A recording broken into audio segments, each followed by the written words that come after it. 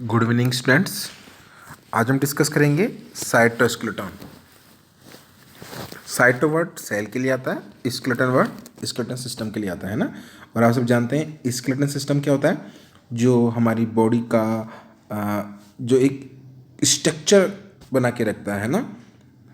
अब चाहे स्केलेटन एक्सो सकता है बॉडी के बाहर या एंडोस्केलेटन बॉडी के अंदर, जैसे हमारे अंदर एंडोस्केलेटन है ना, जो हमारी बॉडी को एक शेप एंड साइज प्रोवाइड करता है।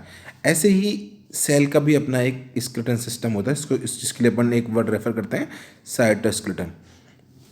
स्टूडेंट्स, ये बात तो आप दिमाग में बैठा के रखिए कि जिस भी स्ट्रक्चर की, है ना, लिविंग वर्ल्ड की बात कर लो, चाहे जिस भी स्ट्रक्चर की कोई पर्टिकुलर शेप एंड साइज है, उसका अपना एक स्केलेटन सिस्टम होता है।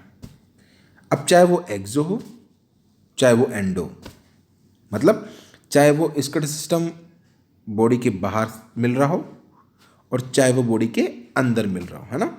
एक्सो और एंडो स्केलेटन की बात हम बाद में करेंगे, लेकिन मेरे कहने का मतलब ये है कि किसी भी ऑर्गेनिज्म का या किसी भी चीज की अगर शेप एंड साइज है, लिविंग वर्ल्ड की बात कर रहा हूँ, अगर बायोलॉजी पढ़ रहे थे अपन, उसकी पर्टिकुलर शेप एंड साइज है, तो उस पर्टिकुलर शेप एंड साइज के लिए कोई ना कोई स्केलेटन उसके अंदर मिलेगा। अपन सेल की बात करते हैं तो आपने पढ़ा होगा कुछ सेल राउंडेड होती हैं, कुछ ओवल शेप्ड होती हैं, कुछ एलोंगेटेड होती हैं, है ना। सेल अलग अलग साइज की होती हैं, अलग अलग शेप की होती हैं। तो सेल का जो भी शेप है उसके लिए अपना एक पर्टिकुलर स्केलेटन सिस्टम होता है। अच्छा, आपने एक कागज का गत्ता देखा होगा, गत्ता। आप गत्ते को ऊपर की जो प्लेन जो कागज है उसको हटाना, आपको उसके अंदर कुछ पर्टिकुलर रेसे या फाइबर जैसी स्ट्रक्चर नजर आएगी। उस रेसे या फाइबर जैसी स्ट्रक्चर के कारण ही उसका क्या है, एक हार्डनेस है उसके अंदर। ऐसे ही सेल के स्केलेटन सिस्टम के अंदर भी दो चीज़ें इंक्लूड होती हैं। एक तो होती है माइक्रोट्यूब्यूल, एक होती है माइक्रोफिलामेंट। क्लियर? लेकिन इससे पहले मैं आपको बहुत अच्छी तरह क्लियर कर दूं, हाँ एक बात और बता देता हूँ आपको मैं। अभी तक अपन ने सेल बायोलॉजी के अंदर जो भी सेल ऑर्गेनाइज डिस्कस किए हैं, उसकी डीपीपी या प्रॉब्लम सीट मैंने आप लोगों को मिल गई होगी।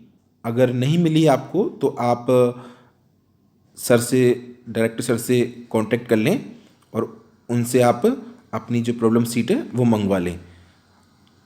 डायरेक्टर सर के नंबर आपके पास होने चाहिए, होने चाहिए। अगर नहीं है तो स्क्रीन पर आपको डायरेक्टर सर के नंबर दिख रहे होंगे, 9414648114। आपके पास भी होने चाहिए, पेरेंट्स के पास भी होने चाहिए। तो आपके पास आ गई होगी, जहाँ तक मेरा मानना है आपके पास व्हाट्सअप जो है प्रॉब्लम सीट है, डीपीपी है, वो आपको व्हाट्सअप आ गई होगी। अगर नहीं आई है तो आप सर से कॉल करके, सर को मैसेज करके आप वो जो प्रॉब्लम सीट है वो मंगवा लीजिए। तो स्टूडेंट्स, हम पढ़ रहे थे सेल का साइटोस्केलेटन। तो स्टूडेंट्स, सेल का जो साइटोस्केलेटन है या स्केलेटन सिस्टम है, वो दो चीज़ों से मिलकर बना होता है, माइक्रोट्यूब्यूल्स एंड माइक्रोफिलामेंट्स। इस स्लाइड की सबसे लास्ट वाली लाइन देखो आप, वहाँ लिखा हुआ है microtubules and microfilament are part of cytoskeleton base of cell. मतलब सेल का जो स्केलेटन सिस्टम है, इसलिए मैं वर्ड रेफर कर रहा हूँ साइटोस्केलेटन, वो दो से मिलकर बना हुआ है। इसमें दो चीज़ें इंक्लूड है, microtubules and microfilament. Filament thread like structure होती है, ट्यूब्यूल्स ट्यूब लाइक स्ट्रक्चर होती है।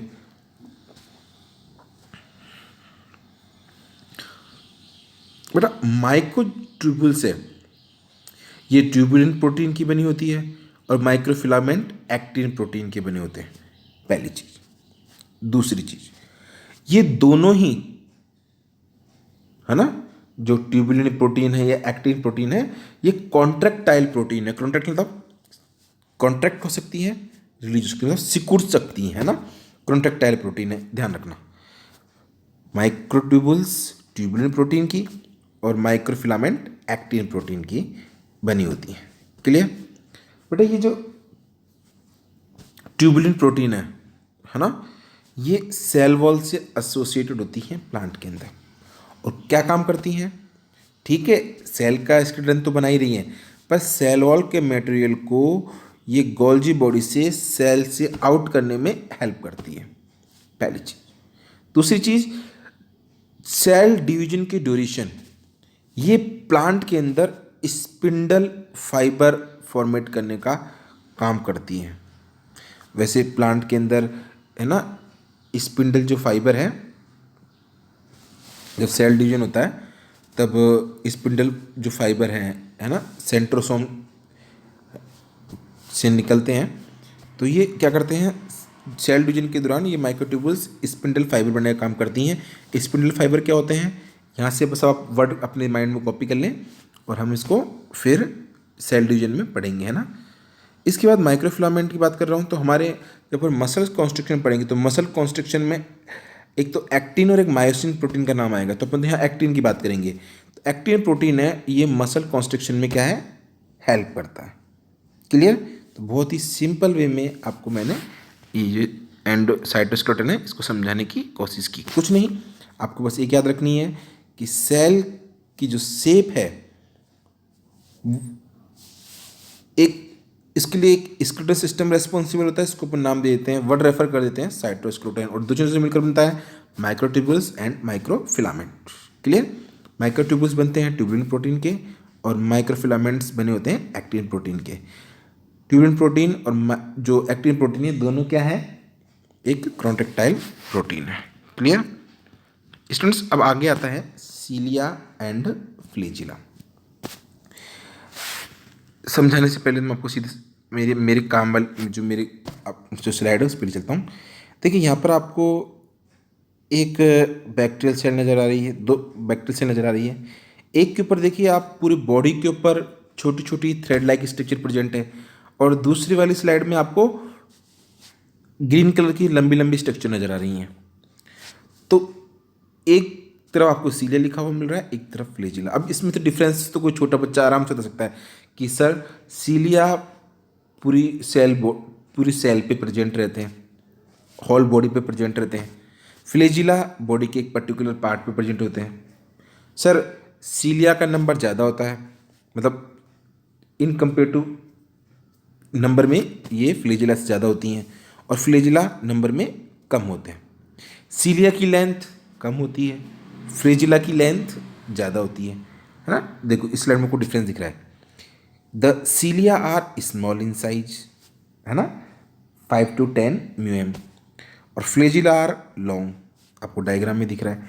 इस डायग्राम को पहले अच्छी तरह दिमाग में बैठा लो, बैठ गया? अब डिफरेंस, तो फ्लैजिला क्या है, लॉन्ग होते हैं। सीलिया नंबर में ज़्यादा होते हैं, फ्लैजिला कम होते हैं। सीलिया जो है इसका जो क्या बोलते हैं मोमेंट है ना, वो स्वीपिंग है ना, या पेंडुलर होता है। घड़ी का जो पेंडुलर होता है ना, पेंडुलर मोमेंट, आपके पास फिजिक्स भी है, बहुत अच्छी तरह समझ जाओगे। और फ्लैजिला क्या है, इंडिपेंडेंटली बीट करता है, नॉन कोऑर्डिनेटेड मैटर, कैसे भी कर सकता है वो, है ना।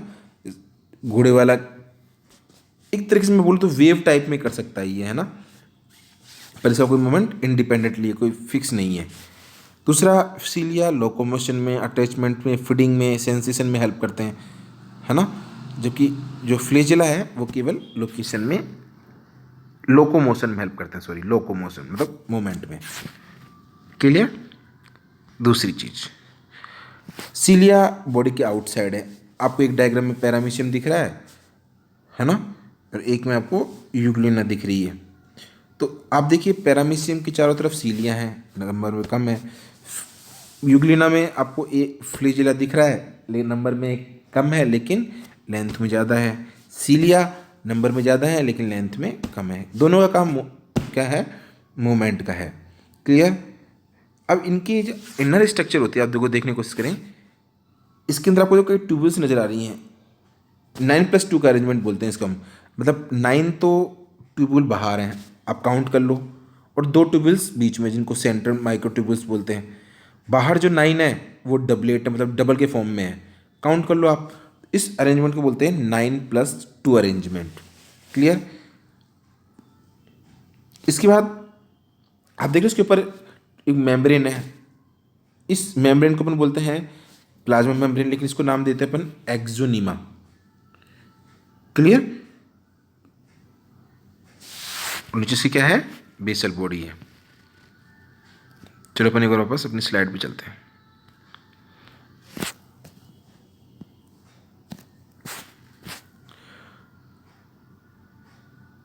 और देखो यहाँ पर आपको डायग्राम में भी कुछ इस टाइप का दिख रहा है ना। 9+2 अरेंजमेंट बोलते हैं इसको। 9 तो क्या है, पेरिफेरल है, और दो दो क्या है, सेंट्रल में। जो सेंटर वाली है वो सिंगल है, और 9 वाली है जो डबलेट है। देखो आपको मैं स्क्रीन पे दिखाता हूँ, देखो ये वर्ड आपको दिख रहा होगा, दिख रहा है आपको ये 9+2, 9+2 अरेंजमेंट बोलते हैं इसको, है ना।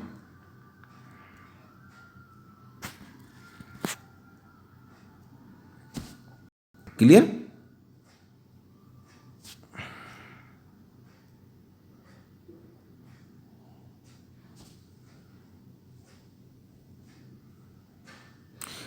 अब सीलिया की जो स्ट्रक्चर है, सीलिया फ्लैजिला की, उसको 3 पार्ट में बांटा है। पहला है साफ्ट, फिर है दूसरा है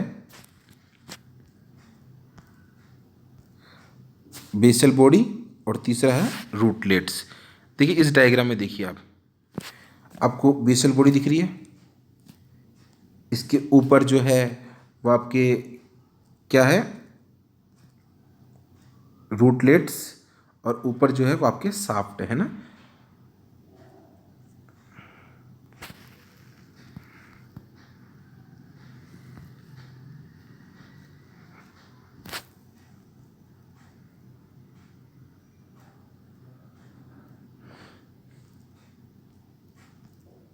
बेटा फ्लैजिला 2 टाइप के होते हैं।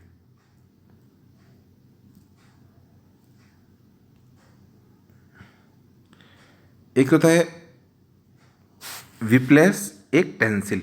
विप्लेस में अगर फ्लैजिला पर हेयर लाइक स्ट्रक्चर प्रेजेंट है तो उसको तो अपन बोलते हैं विप्लेस, और अगर एब्सेंट उसको बोलते हैं विप्लेस, और अगर प्रेजेंट है उसको अपन बोलते हैं टेंसेल, है ना। इसका डायग्राम भी मैं आपको दिखा देता हूँ। देखिए ये दिख रहा है आपको, क्लियर। प्रेजेंट है तो टेंसेल, और अगर एब्सेंट है तो विप्लेस या नेकेड या स्मूथ। ठीक है।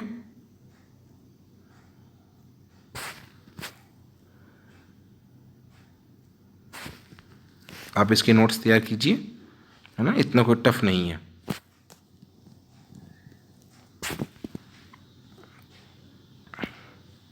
ये टाइप ऑफ फ्लैजिला अगर एक साइड हो तो इसको अपन बोलते हैं सिचोनिमेटिक, दोनों साइड हो तो पेंटोनिमेटिक, अगर केवल एक ही साइड ऊपर ही हो तो उसको बोलते हैं एक्रोनिमेटिक, और अगर एब्सेंट हो तो सिंपल फ्लैजिला। ये आपके बुक में नहीं दे रखे, फिर भी मैंने आपको एज ए नॉलेज के तौर पे बता दिया। तो स्टूडेंट्स सिंपल टॉपिक है, आप इसको अपने एनसीईआरटी बुक में पढ़ना, है ना, फिर अपन इसके क्वेश्चन सॉल्व करेंगे, और नेक्स्ट टॉपिक हम नेक्स्ट वीडियो में पढ़ेंगे। तो स्टूडेंट्स थैंक्स फॉर वॉचिंग, मिलते हैं नेक्स्ट वीडियो में।